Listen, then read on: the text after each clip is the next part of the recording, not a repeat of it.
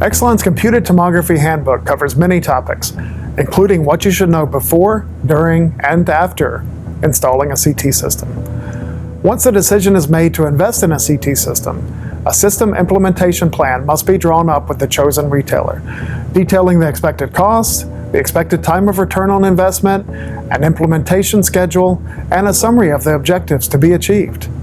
It should be stressed how important it is to provide enough time and resources for correct installation, training, and refresher courses, and to make sure that all parties contribute.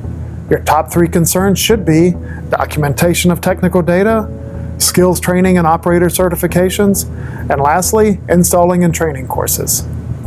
For in-depth information on these concerns and CT in general, download your own copy of Exelon's Computed Tomography Handbook today for free.